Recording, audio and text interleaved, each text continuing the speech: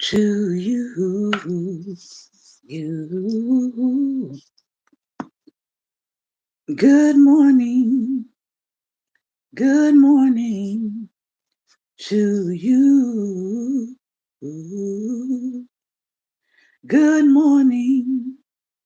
Good morning. Won't you share with a friend or two? Good morning. Good morning to you. You. Good morning. Good morning. Good morning to you. You. Good morning. Good morning to you.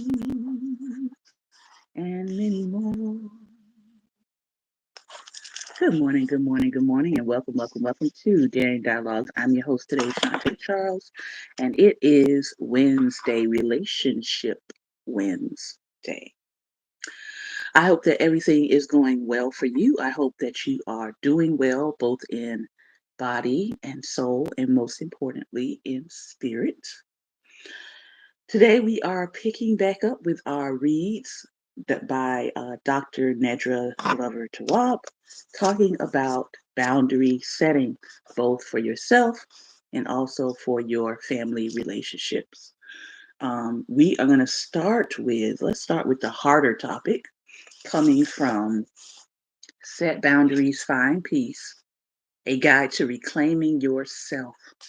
And we are on the chapter Trauma and Boundaries. And we are going to finish up this chapter.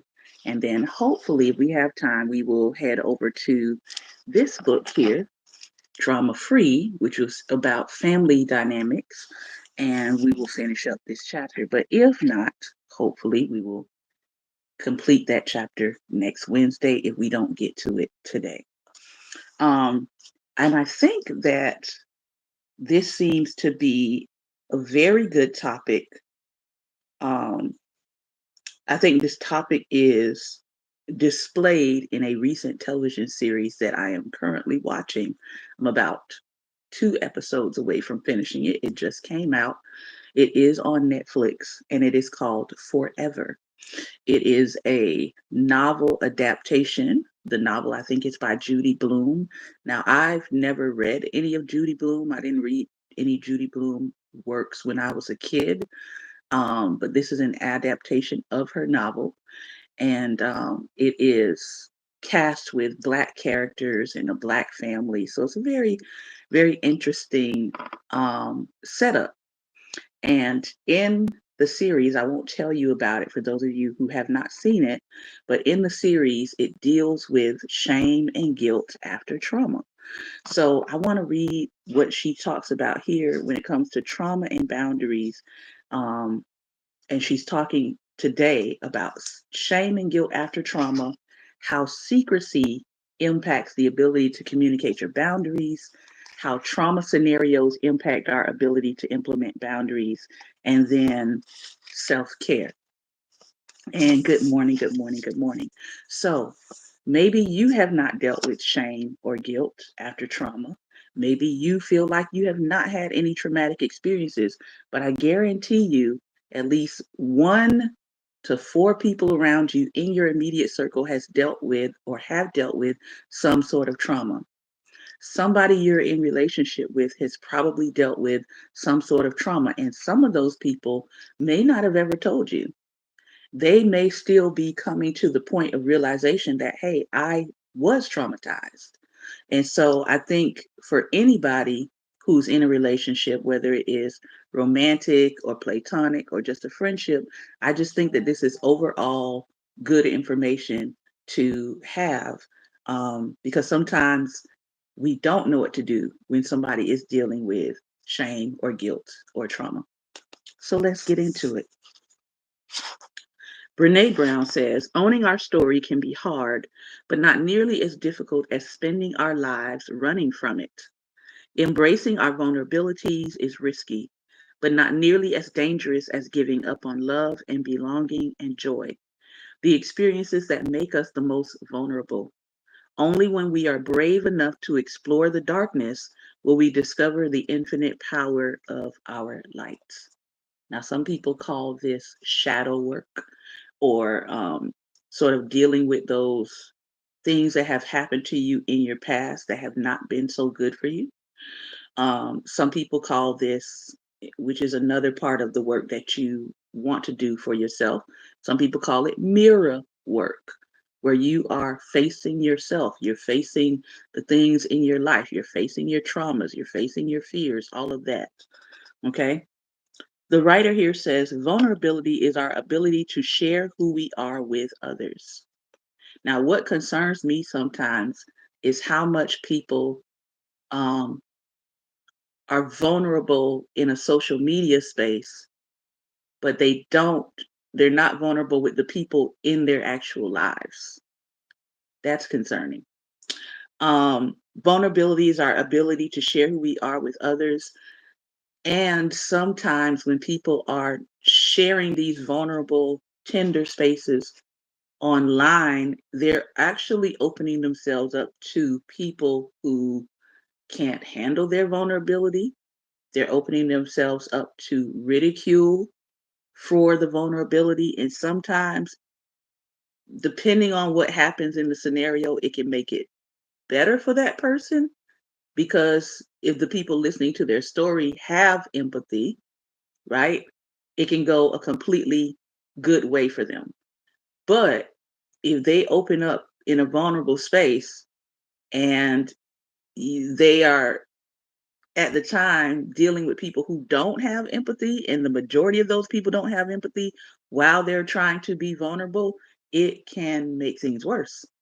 It can send people into a spiral downward when they decide to open up and be vulnerable. And then that vulnerability is met with ridicule. So just be thinking about that as you are working on this part of yourself. If you're dealing with shame, if you're dealing with guilt, think about how and who you want to be vulnerable with and to. We feel most comfortable being vulnerable when there is no fear of consequence. Being vulnerable allows us to be honest and open about the experiences that have shaped us. Fearing vulnerability is fearing judgment. Growing up in a dysfunctional family may make us feel shame. Some people don't ever talk about their family. They don't ever talk about their family dynamics because they're ashamed about it. And my take on that is I talk about my family dynamics, number one, with people who can handle the details of it, but also number two, understanding that I didn't have a control over my family dynamics growing up. I have choice now. I have control now over who is my family or who is my chosen family, right? But growing up, I didn't have control over that. So I don't feel shame about what happened in my childhood. It was my childhood. And I don't let people try to shame me about my childhood because I'm like, I was a child. What did you want me to do? Take care of myself, birth myself, grow myself up? That's not how that works. So also be thinking about that. Who's trying to make you feel ashamed about your family history? The shame leads to low self esteem and people pleasing. For people who have experienced trauma, the hardest part of living with it is the vulnerability of sharing the story with other people. We fear sometimes that if we are vulnerable, people will think less of us, hurt us again, minimize our trauma, think that we're weak, and judge us. Well, some people will think less of you. Those are not your people.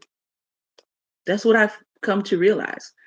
Anybody who can hear your story of trauma and come away thinking of you as less than a human being or as less deserving, those are not your people.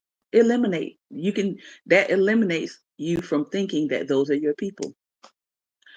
People will hurt us again. I have, in fact, been vulnerable with people, told them how I was traumatized, told them what traumatized me about a relationship. And those people looked me in the face. They seemed empathetic. They nodded and smiled. They patted my back. They handed me tissue. And then they went and did the exact thing that I told them was traumatizing to me. So, was I hurt again? Yes. Did I get the revelation that those two are not my people? Absolutely. Are you going to get hurt as a part of the human experience? Yes. So, as much as we try to navigate our relationships, we also have to realize that there is a chance that if you're in this human life, you're in this human experience, somebody is going to hurt you again. I know it sucks. It does. But that is the reality of the human experience. Someone will minimize our trauma. Again, those are not your people. Anyone trying to minimize what happened to you, whatever it was, those are not your people. And when you realize this person is really trying to minimize what happened to me, they're trying to tell me it wasn't that bad. Um, I experienced intimate assault. I was held against my will. I didn't know if I was going to live or die. Um, the person that did this to me got off, was never, we had a trial, but they were found not guilty because of the laws at that time. So I have to live with the fact that this person did this to me, got off, and is still out here roaming around and possibly doing this to someone else. Um, Excuse me for my watery eye here. If you don't understand how that's problematic and you're minimizing that, you don't belong anywhere near me. Because what the heck? No. People will think we're weak. Again, those are not your people. Someone telling you that you're weak for being vulnerable needs to check their own humanness. They need to check their own humanity. They need to check their own empathy. And people will judge us. Well, guess what? We're human beings. Human beings judge things. They judge you. They judge what they put on in the morning. They judge what they're going to eat. We have a whole judiciary system. Why? Because human beings judge things. So yes, people are going to judge you. The question is, how is that judgment affecting you? Are they judging you again as a good person? Are they judging you as a terrible person? Are they judging you by your situation, your trauma, your circumstance, and thinking less of you? I don't care if people make a judgment about me. It's what you do with that judgment. How are you responding to me after you make that judgment will determine whether or not you are my people or you are not. That's simple. Rigid boundaries abound when we fear vulnerability because the mission becomes staying safe. And we just told you, we cannot fully stay safe in this human experience. We can't box ourselves off from not being hurt again if we are going to live out our life. How secrecy impacts the ability to communicate boundaries. When boundaries are violated, you might feel unsure about what limits are appropriate and fear whether yours will be honored. In some families, secret keeping is taught through sayings like, what happens in this house stays in this house. Now, obviously, that can be taken to the extreme. I do believe that there are some things that are a part of a family's life, a family's history, a family's privacy that deserves to be within that family. That is not talking about abuse, neglect, um, CSA, that's child intimate assault, those kinds of things, right? So when someone says what happens in this house stays in this house, I'm going to ask, what do you mean by that? If you decide to speak about your trauma, you may feel as if you're betraying your family. In some cases, if this rule is broken, the consequence is a disruption of family relationships. There have been people that have said, ever since I talked about what happened to me as a child, or ever since I because I've worked with some authors that wrote about their life, and I was editing their work, and I was reading these details, very specific details about their life, and I had to back up and say, have you had a conversation with this person about this? Have you thought about the impact that this is going to have on your family? Are you using real names, or um, are you replacing the names in the story? Is it more important for you to tell your story, or is it more important for you to be direct and point to the exact person who did this to you?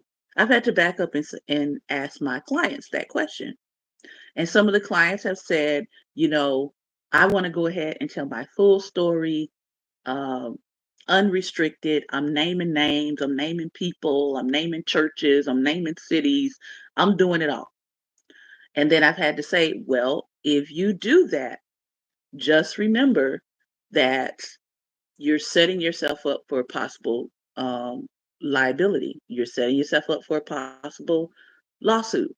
If you can't prove some of the things that you said in your writing, you could be setting yourself up for some legal trouble down the road. Okay?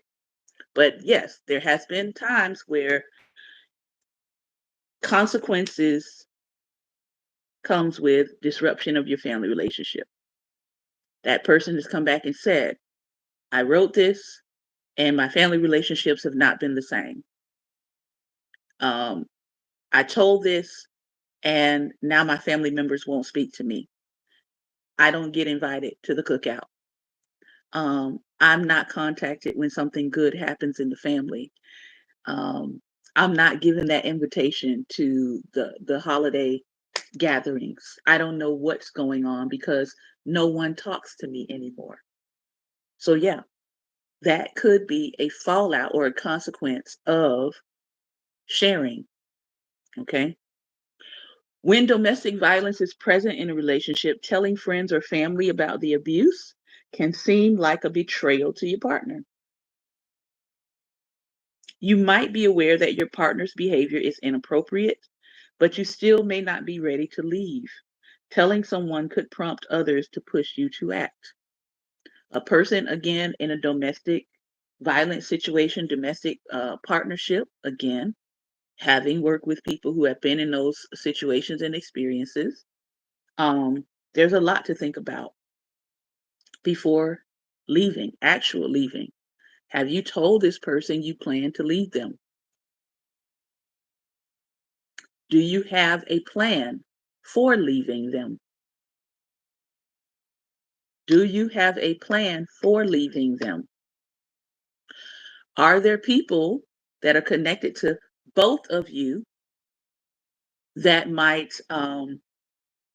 you know, Lady Shantae, I'll send it to you a little bit later if you're asking for the title of that person's book that I was talking about. Um, are you have you decided where you're going to go? Have you decided your logistics? Have you gotten in touch with a counselor? Have you gotten in touch with a safe house? What do your finances look like as you're leaving? Sometimes people think, oh, they can just get up and go. I know we would all love that to be the truth, but the reality is people who are in these situations have to think about those things before they make their way of escape. Okay. And the data on that talks about how a person leaves about 6 or 7 times before they finally leave. And sometimes people don't get the 6 or 7 times. Sometimes they are unalived the first time they try to leave. So there's dynamics around that. Teaching kids to keep secrets is harmful to their growth and development.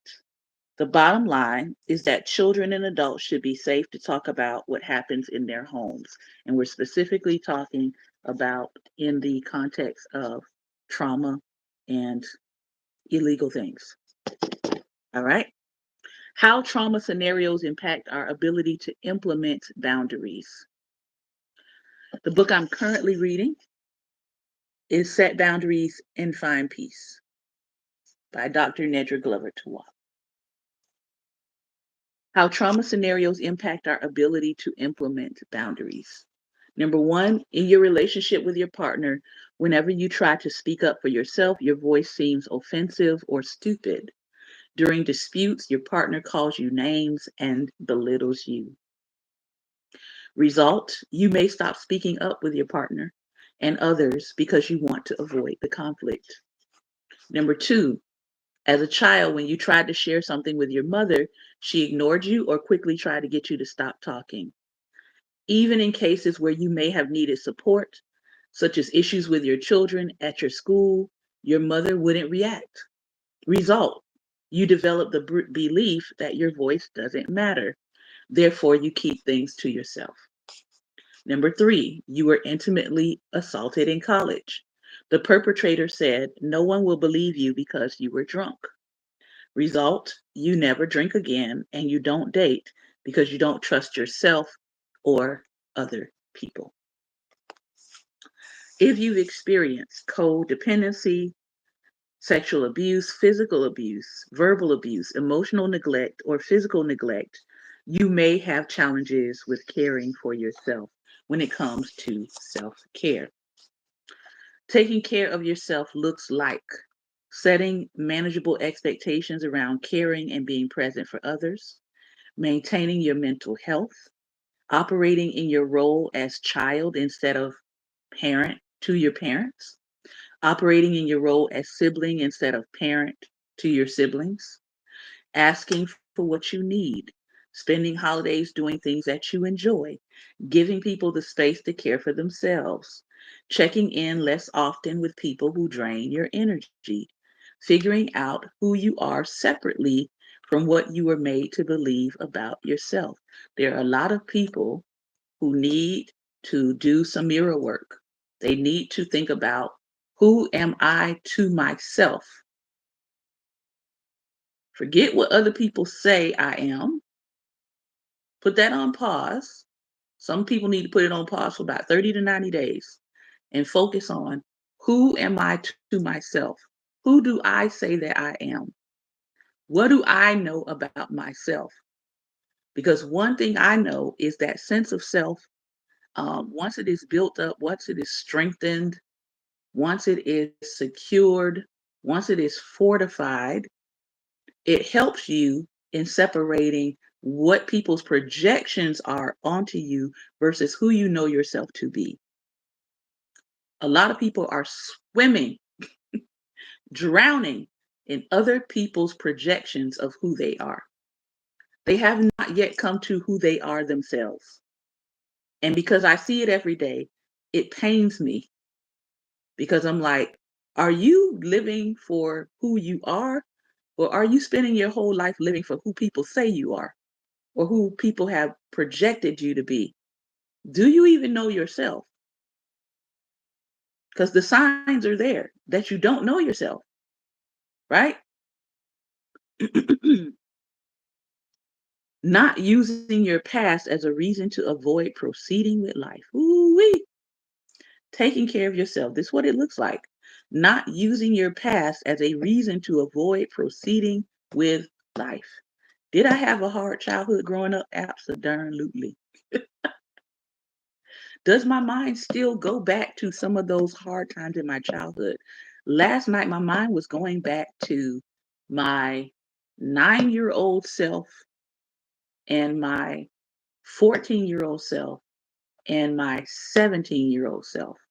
And when I have those times when my mind flashes back to certain ages and my mind begins to run the tape, guess what? I have to verbally assert, I'm not there anymore. That's number one. And number two, I get to talk to that part of me. I get to openly speak to that part of myself that remembers. I get to talk to the 9-year-old me, to the 14-year-old me, to the 17-year-old me. Try it. When your mind starts trying to take you back to those moments of trauma or those moments of vulnerability, you can stop the tape. You can play the tape back. You can say, I was a child. I wasn't responsible for knowing what I know now. The people in my life were responsible for protecting me, and they didn't. But I don't hold myself in shame or guilt anymore. All right. Talking about your feelings. This is a part of self care. Allowing yourself to feel pleasure. I remember distinctly that there were times in my life when I didn't ever think that I was going to be happy.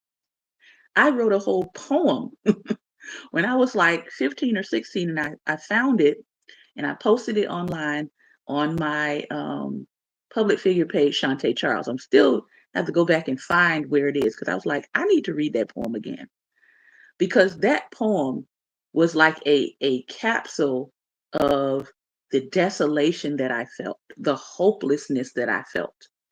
That I just wanted to make it out of my community alive.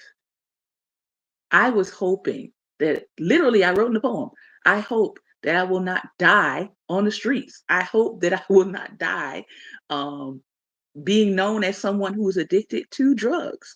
Like that was my headspace. And it took me a long time to get out of that headspace when I left home.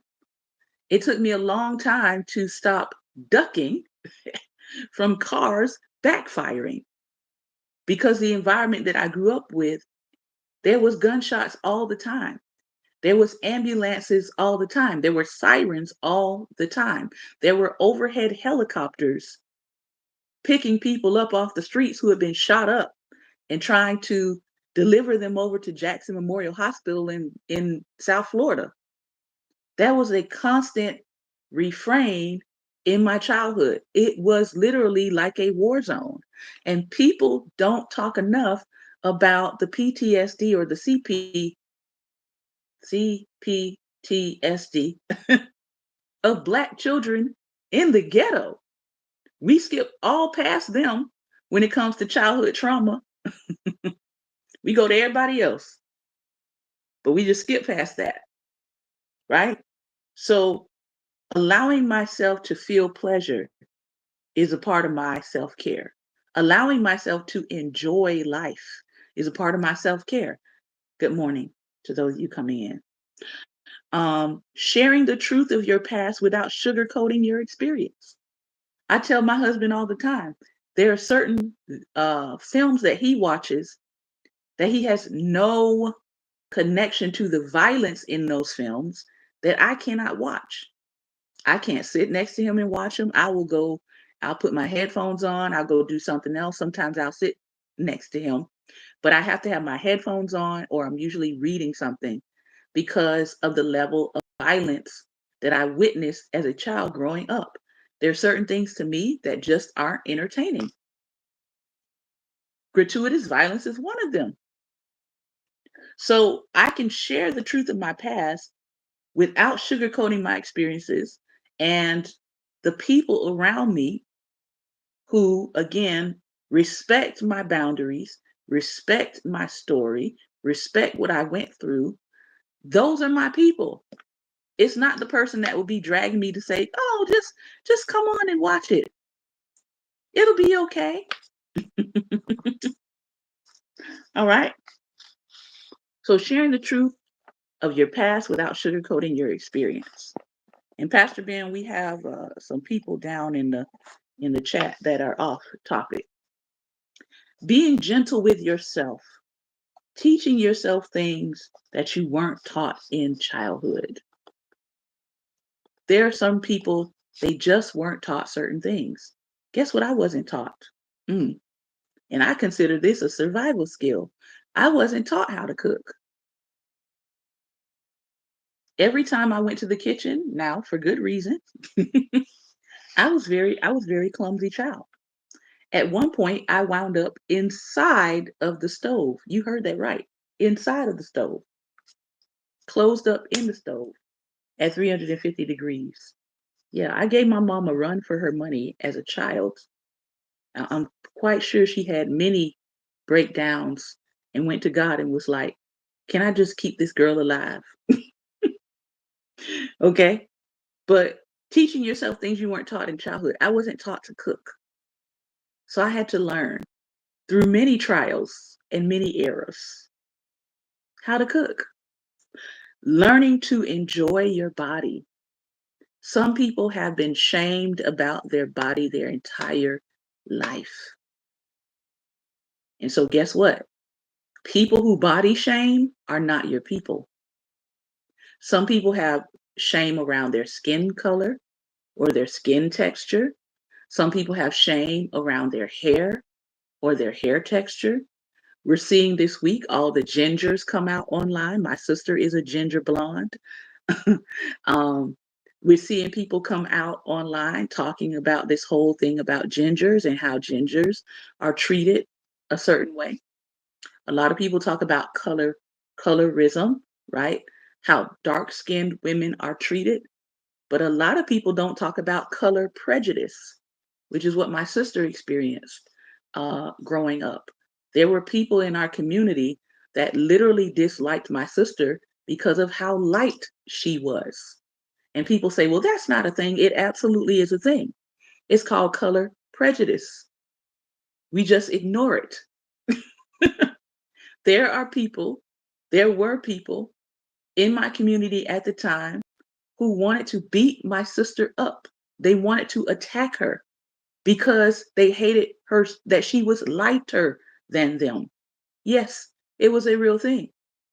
We had to have some enforcement involved a couple of times. We had to come out and defend her physically sometimes. We had people that would come to our house in groups that had knives and wanted to cut her. This was a real thing. So the same way people are like, don't deny colorism, I'm on the other end of that saying, don't deny color prejudice. Because now you're trying to invalidate my sister's experience and my experience watching her go through that trauma. So, yes, there are people on the other end of the spectrum that don't like light skinned people. Again, it's not called colorism, it's called color prejudice. So, learning to enjoy your body, you might be in the space where you are finally coming to enjoy things about yourself. Okay? Some of us don't want to fix, that little gap right there. We like it, we enjoy it. But some of us might have been teased about it our entire life. Okay? So, all of these are ways of taking care of yourself and what taking care of yourself looks like. Obviously, we're not going to get to the next book, but I am going to finish this section up and then we'll open it up for some conversation. How to work through these issues and understand them in others. Change is possible at any time, no matter what you've experienced in life. If you notice that your boundaries are rigid, consider ways that you can create healthier ones. For example, it's possible to change an attachment style when you're awake and ready to do the work of shifting parts of who you are. If you avoid commitment in relationships, consider the benefits of a committed relationship. Instead of continuing in a way that has felt comfortable in part in the past because of your trauma, decide to do something different.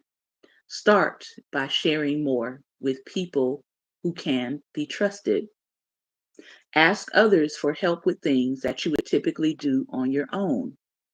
Lean into the reciprocal nature of healthy relationships and share yourself with another person as a way to build connections. If you're in a relationship with someone who has attachment issues, instead of just accepting what you see, begin to challenge it. Name what you're observing in them. It might even be okay to share your hypothesis of the other person's behavior. If you don't speak up, the relationship will remain unhealthy unless and until the underlying issues are addressed. If you're in a relationship with someone who has experienced trauma, don't try to do the work for them by enabling them. Tell them what you see and refer them to a mental health professional. So, this will be for you. This is an action that you can take on your own, all right? Grab your journal or even a separate piece of paper. Sometimes I write on sticky notes until I can get to my journal. I carry sticky notes with me quite a bit. But I want you to think about answering these questions in your own time. In what ways has your trauma impacted your ability to set boundaries? For me, it was learning how to tell people no, even though I know that I am gifted and talented at a lot of things. I just had the desire to just help, help, help, help everybody. And what was happening, or what started to happen, was I was doing so much of the helping that I was letting other things that I needed to be doing sort of fall to the wayside. At one point, I was doing so much that it was starting to affect my health. It wasn't that people were forcing me to do it, but I just had this desire and this need to help people as a part of my fulfillment. And I had to realize, listen, girl, you're gonna fulfill yourself into some bad health. So I had to spend about a year. I was challenged by the Holy Spirit to spend a year telling people no so that I could begin to gain control over my actions, be more discerning about the things that I took on, and also learn who was really supportive of me as a human being and not just for the things that I could do for them. Because again, I was doing a lot of things in various ways because I am multi talented. And if you say, hey, I'll do this, I'll get it done, people will gladly let you do and do and do and do for them and not ever stop to ask, are you okay? Are you able to do this? Are you able to keep going? Are you not tired? Maybe you should rest. I know you're doing a lot of stuff, but maybe you should take some time for you. Nobody ever asked me that. And so when my body began to break down, that was my time to pause and reflect and come back out of that time healthier, but also come out of that time with a directive to just say no. And in that year, I got a chance to see how people really felt about me. Because for some people, when I told them no, it was immediate cutoff, immediate, I don't talk to you, I don't mess with you, I don't I don't fool with you because you told me no. Those were not my people. Um, there were people that when I told them no, they became retaliatory because they felt like they were being personally rejected. Again, those are not my people. And then there were people when I told them no, they asked why. I was able to share why. And they received that and they accepted that. And those people are still in my life. Find your people. The second question here, what words can you use to reassure yourself that it's okay to implement the limits and expectations that you need in order to feel safe? What words can you use to reassure yourself that it's okay to implement the limits and expectations that you need in order to feel safe? And my name is Shante. All right. Pastor Ben, I'm going to attempt to bring you on here. Let's see. This might pause me, so give me a moment if you see me on pause.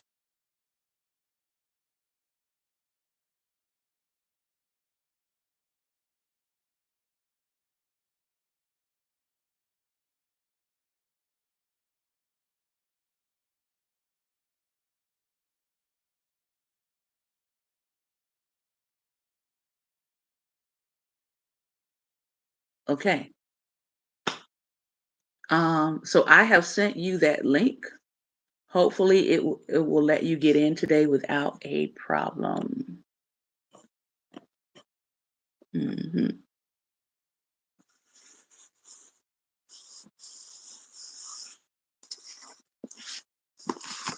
All right. As we wait for Pastor Ben to try to enter, this is a good time to read a short devotional.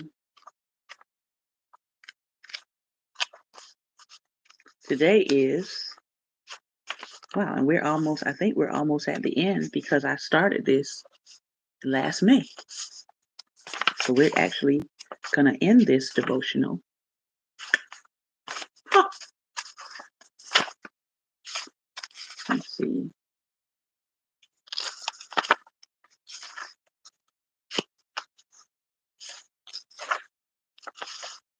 Yeah, we're going to end it. I think it's bringing you back to the broadcast again. Okay, let's try it again. Oh, Lord. The things we go through them.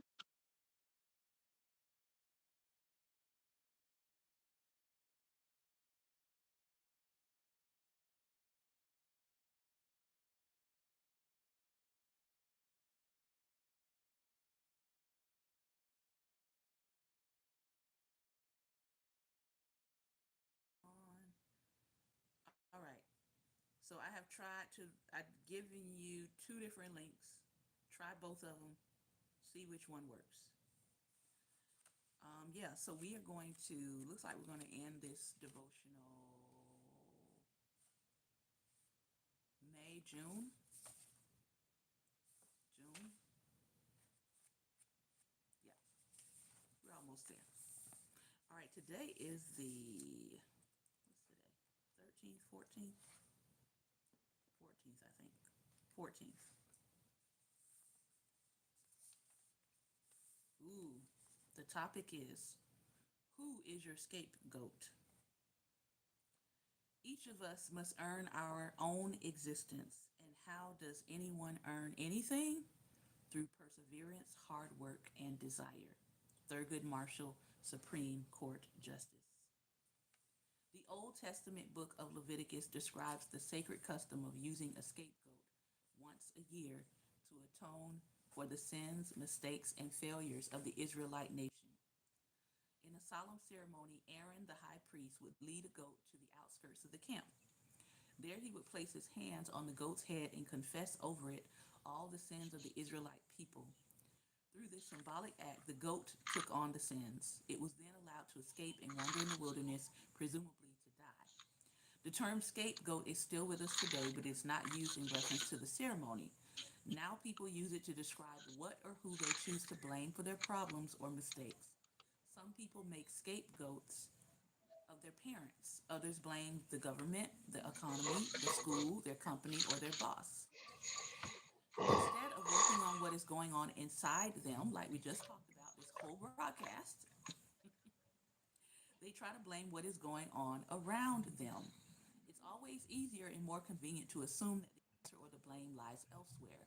But life is a do it yourself proposition. We increase our ability and stability, said Curtis Mayfield, when we increase our sense of accountability and responsibility. You must accept personal responsibility for the quality of your performance. You are responsible for your reaction to the circumstances in your life. I am responsible for me. I point no fingers, I give no excuses, and I offer no scapegoats. Now, keep in mind that as you're responsible for yourself, we know that we live in systems of injustice and inequality. So we're not going to gaslight ourselves into denying that. However, even in the systems of inequality, you still have a responsibility to bring your best self. That doesn't negate. It's not either or, it's both and. So make sure you're bringing the best you to a space where you know the odds are set against you. We already know this. The odds are not in our favor in America, and still we rise. And people hate that. Just thought you should know. All right. Good morning, good morning, good morning. Good Good morning. morning. Um, Um, I'm going to talk I'm gonna about two talk about things. two One is things. what you One is just what you spoke just about. spoke about. Because a Because few a weeks few ago, weeks I ago, saw, I and you saw, probably and you saw it probably too, saw it too. there was this There was black this black pastor pastor Mm-hmm. basically excusing police officers for taking black lives. Oh yeah, I saw that. Because yeah, it doesn't make sense that you can be Orlando Castile. Mm-hmm. We don't even have to go any further than that. He was polite to the police officers, Mm-hmm. followed their instructions to the T, Mm-hmm. Made and them was aware still he had a unalive. concealed. Maybe made them aware he had a concealed carry. He did all the things he was supposed to do, and he was unalive. Mm-hmm. Hmm. And unfortunately, there are lots of cases of that because Hmm. it's a systemic issue. If it were not happening as Yeah. frequently as it's happening, then we could say it's an isolated thing. But it's not an isolated thing. It's a systemic issue. And that's why when Yep. people say they don't need more police training, they need people who are in those positions that are not biased against black bodies. That's the issue. Because all of them go through training. Again, I come from a family of several generations of officers. So I know. I've had conversations with them about why does this keep happening? And the majority of them have said it's not an issue of training, it's an issue of biasy. Until you deal with that bias, you're going to continue to have these um, police shootings. And there Right. are some things I do see that there has been some improvements. I was called by a interviewing committee for someone that was going to be a police officer. And let me tell you, they kept me on the phone 30 minutes. And they were asking some very deep, important questions about that person's nature and character. So we got to stop saying that things are not trying to improve. There are police forces that are improving their vetting processes. They're asking the right questions. But here's the other part. Hmm. Some of these people are very good at hiding their biases because they're waiting to get on the force so that they can exercise their bias with a badge. But I will say that Yep. from my own experience of going through an interview process to vet an officer that was coming in, some of these police departments are taking it very seriously. They want to know, has this person ever done XYZ? How are they in anger situations? Have you ever seen this person upset? What did they say? What were they doing? Did they use any slurs? Like those are the questions they're asking now because they don't want who really think about it. Who wants to have their whole department on television over and over and over again for unaliving people without a reason? That's not a good look. No, it's So not. if people don't trust you in your community to do your job, that endangers everybody on your force. Period. The so-called good and the bad. And there are So those. when I saw that, I said, you know, there's certain things I'm not gonna share because they're just so egregious, and I don't want their bad doctrine to spread to my audience. So I was like, I'm not sharing that. Hmm. There's certain things I'm like, I'm not sharing. I shared one yesterday, and I was like, I probably shouldn't have shared that of the pastor treating his.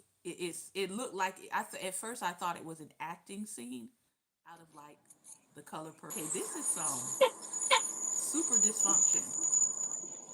That's probably the only time I've ever shared something like that. But I was like, is this a skit? And it wasn't a skit. It was actually somebody's Sunday service. And I was like, I don't know. I've never heard of the pastor before. I And I was have. like, okay. I was like, whoever this pastor is, I was like, I wouldn't be going there. Hmm. That's all I got to say. And here's the sad thing about it. I know many people takes what he teach as gospel. Mm. I rip it rip it apart every apart every time, time. every time. Every time. And I come And with I come with scripture. scripture. Well, he's Well, using he's scripture. using I say, scripture. I yeah, say, but he's yeah, but he's twisting it. twisting it. Mm.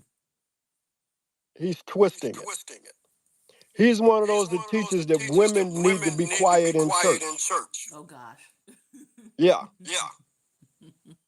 His in His in, many people know. many people I'm know. just going to I'm give it. just I'm gonna going to give give it. his I'm gonna give last his name. last name. Nah, don't do Jink. it. Don't do it. Yeah. Nope. Well, Mm-mm. there are Well, many there of are them. many That's of why I them. said That's the why I last said name. the If I last gave name. the If I first gave the name, they first name, they automatically got it. automatically got it. Nah, I don't want to put the name out there because my But algorithm will pick it up. yeah, but Yeah, but he I had one I had person to one call person to me. call me. Well, no, they Well, actually no, they sent me a actually sent me a video, video, and they asked me and to they asked me to explain that to explain them. that So to I them. So called I them, called them, and I and I went directly went to where he directly was to where he wrong at. was wrong at. Mm-hmm. And they said, "Well, And they said, "Well, They said, well, I they said, knew well, I I knew wasn't I feeling wasn't feeling comfortable about comfortable that." about that." He said, "But He why said, is "But he why is he teaching this teaching false this stuff?" false stuff?" I said, "Because he I has said, an "Because he audience." has an audience. He has an audience, and apparently, um, with that kind of teaching, I mean, I would be traumatized coming in the door. Mm-hmm. Mm-hmm. Like, yeah. But even his wife, she looked scared. She looked scared and trapped and traumatized. Mm-hmm. And people were like, blink twice. Blink twice, lady. Are you okay? I was concerned. And I mean, he was like kind of gesturing and posturing to her like she was an object. And she just Yeah. stood there. Yeah. It was really creepy. And I was like, is this what people are doing inside of the buildings these days? Granted, I'm a spiritual leader. Yeah.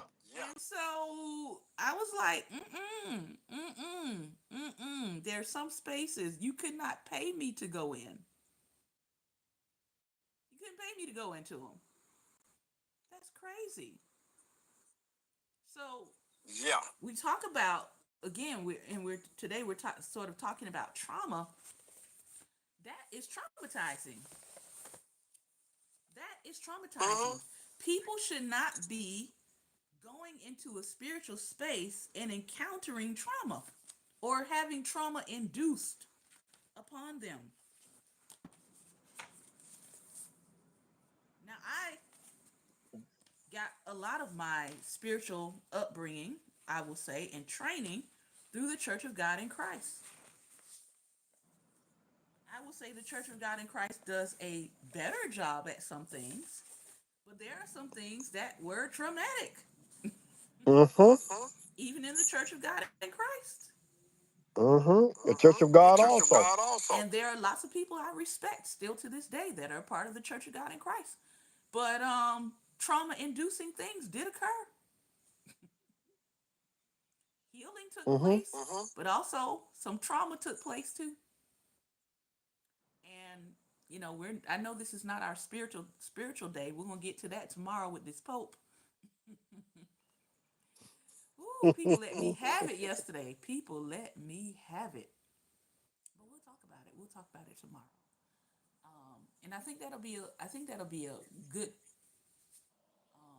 launching tomorrow. We'll talk a little bit about that, and then we'll also cover the book of forgiveness, where we're talking about forgiving yourself. But when it comes to trauma, like we have shared today, find your people. How do I know someone is my person? How do I know that the people that I'm around are for me? Look at the way they respond to trauma. Look at the way they Mm-hmm. respond to your trauma. Look at the way they respond to other people's trauma.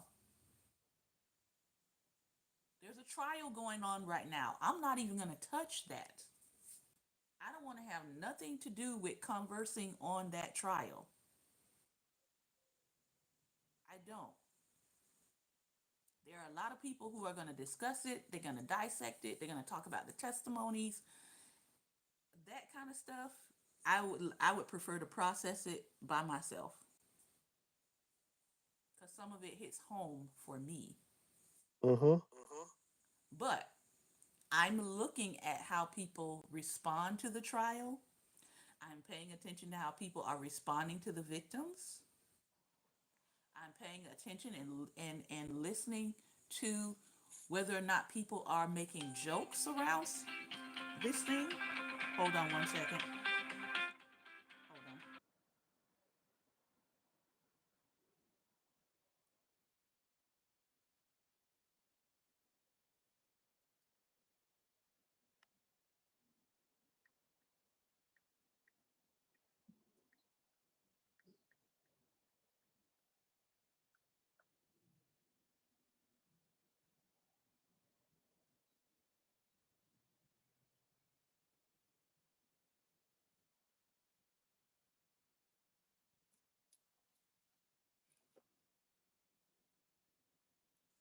So sorry about that. Um, but I'm paying attention to how people are talking, right? I'm paying attention to how people are speaking about this trial because doesn't tell me anything about the criminal person. That tells me something about you. How are you talking about people who have gone through something traumatic in their life? Are you making fun of it? Are you cracking jokes at things that are not funny? That tells me a lot about you. But go ahead. Um, what you were just talking about, trauma and your people. Like I've said, not all relatives are family. I have siblings that are not my family. I have people that I'm not related to that are family. That's based on, are you causing me trauma? Are you basking in the trauma that you caused? Mhm. Are you, do you have my back? Do you have my back regardless of any shortcomings you may feel I have? See, those are the things I look at. And I have siblings that literally set out to cause me trauma, set out to do me harm. But I got siblings that they're going to have my back regardless. So, that's what I base it on. I got a whole group of people from Miami that I call my Miami family because they got my back. These are people that I got people that you again. You're one of them. I got people I can call and talk to concerning anything. See, and I'm comfortable in doing that because I know it's not going to go past that person. And if I ask that person what do they think or and they respond, they're going to respond. They're going to speak on how they feel or what they feel about it. So that's family. Mhm. That's family. Family is not going to take what I say and then run and tell somebody else and then start spreading gossip and they're going to add to it. And by the Mhm. time it makes its turn, it's a whole completely different story. Yeah. I think See, so, there's family and then there's relatives. I deal with family. as we close, I want to thank people who stopped in to listen and also people who are going through something right now. And again, everybody has not gone through trauma, but quite a few people in life have. So when you are in the presence of someone who has chosen to be vulnerable with you, they've chosen to open up to you and tell you about their trauma, the first thing you want to do is listen and make it very clear to them, hey, before you get started, I want you to know that this is a no judgment space. I'm not here to judge you. I'm just here to listen. If you want something beyond me listening, let me know. But I'm not here to judge you. I'm here to listen. And if you feel like somebody is getting ready to tell you something traumatic and they sort of preface it and sort of prep you, you can tell them, hey, I don't know if I'm ready to hear this traumatic experience. I don't know if I'm in the right headspace to hear you. I want to value and honor your vulnerability, but I'm not ready to hear about this trauma. It is okay to say that rather than have that person be vulnerable with you and then feel um, dishonored or disvalued because you sort of maybe were not ready to hear what they're about to say. I've had people drop their trauma on me, meaning no warning. We're in a conversation. We're talking about French fries and food, and next thing you know, oh, and you know, da da da da da da da da da. In those cases, they people sometimes can drop traumatic things or their experiences on you with no warning. Think and ask yourself, how would I respond if somebody dropped their trauma in my lap? Because in this lifetime, you are likely to have that happen too. So just be thinking about that now. If somebody drops their trauma in my lap, what will I do with it? How can I respond to it? How can I help them to pick their trauma up and not leave it with me? That's another thing. Um, Especially if you feel like this was dropped on you, no warning, no frame of reference, no experience to be able to no experience to be able to help that person, meaning you don't have any experience with the trauma that they're experiencing. I'm not sure why there's an echo, but there's an echo.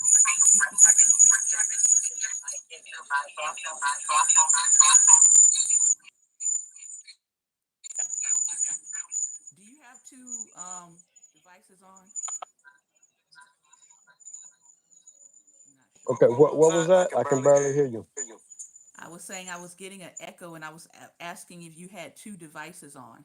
Oh, yeah, I did. I just turned the other one back off. Okay. Yeah, it was creating an echo Yeah. in the broadcast. But what I was saying is Okay. if somebody comes and drops their trauma into your lap and it's unexpected, ask yourself, be thinking about it now. What would happen if someone just dropped their bombshell of their trauma onto you? Maybe you don't have experience with what they experienced, but think about it now. How would I respond? Start preparing yourself in how you would respond to that person. So sometimes, again, people can prep you. They'll say, I'm getting ready to tell you something serious, and you sort of have an opportunity to say, hey, I'm not ready for that. And then there's other times when people just drop it on you. They just start telling you their whole life story, and it's traumatizing you just to hear it. Think about how you would respond in that instance and in that way. We're closing now, but I want to thank you for tuning in. This has been another episode of Daring Dialogues, and I've been your host today, Shantae Charles. We have been reading from two books. Set Boundaries, Find Peace was the book that we read from today. Next week, hopefully, we will cover Drama Free, a guide to managing unhealthy family relationships. And I hope that you have a great and wonderful day. Remember, light is the most daring opposition to darkness, so continue to go out and Be light. be light. Take care, everyone. Thank you again for your time. Be well and be light.